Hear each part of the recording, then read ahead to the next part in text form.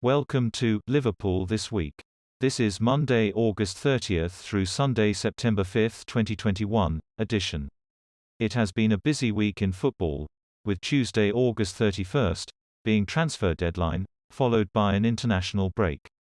In this edition of our weekly digest, we recap top news, transfers and loans from and to Liverpool.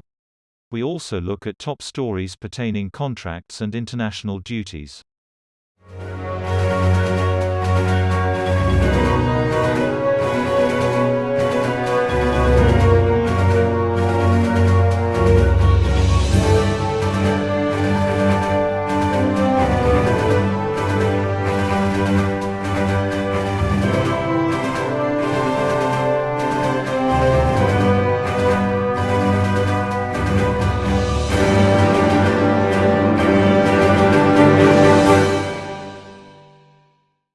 We start this session with transfer news.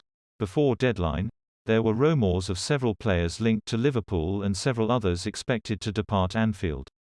Amongst those expected to come to Anfield was PSG's prolific striker, Kylian Mbappé.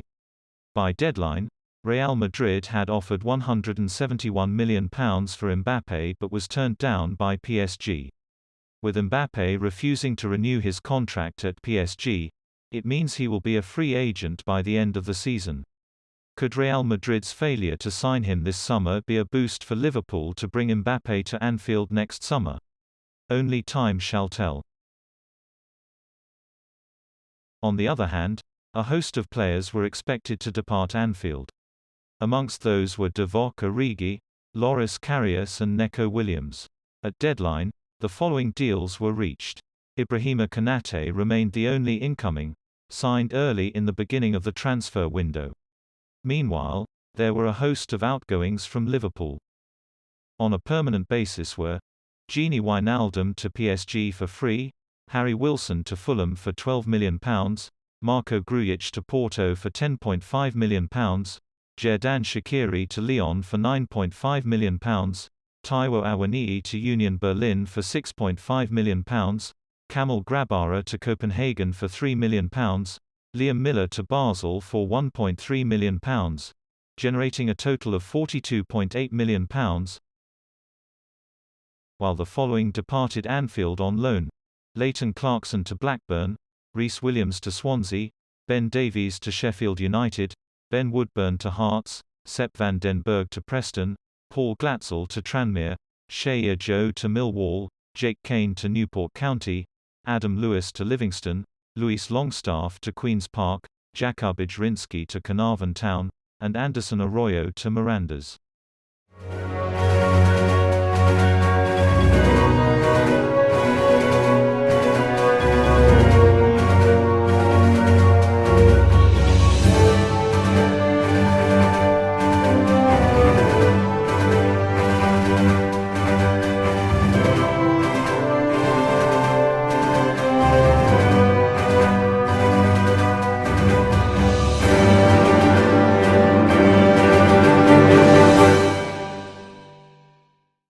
Despite not signing new players apart from Konate, the club is determined to keep its first-team players for a longer period at Anfield.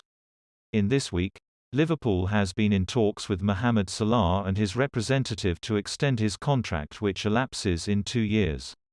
He was the next in line for an extended deal after Trent Alexander-Arnold, Fabinho, Alisson, Virgil van Dijk, Andy Robertson and Jordan Henderson have all put pen on paper to extend their stay at Anfield.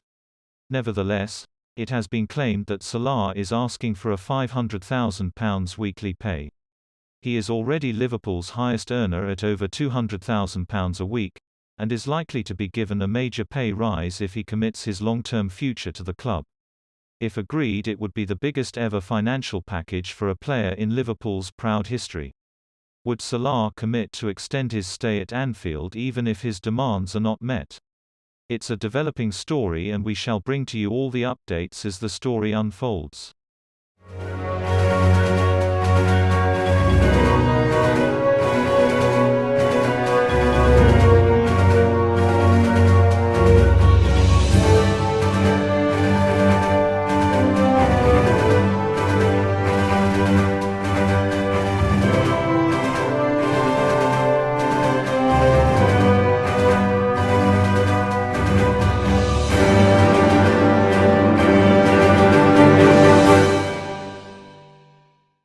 This week also features an international break with several players departing Anfield for their respective nations.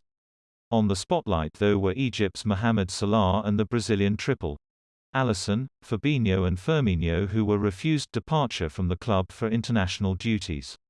This came as a result of Premier League's decision granting clubs right not to release players for international matches played in so-called red list countries.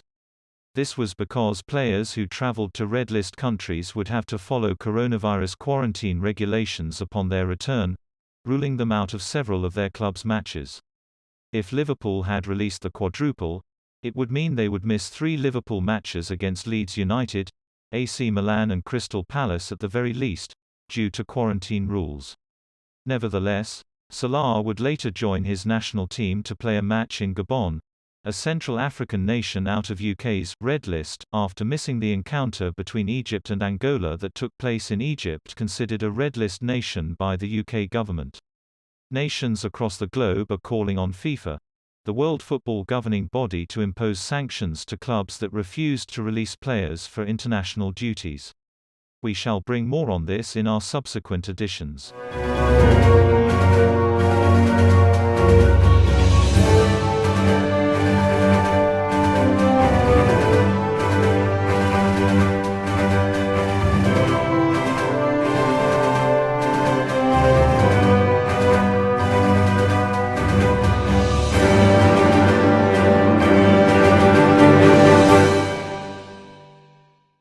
Those were our top stories for this edition of Liverpool This Week.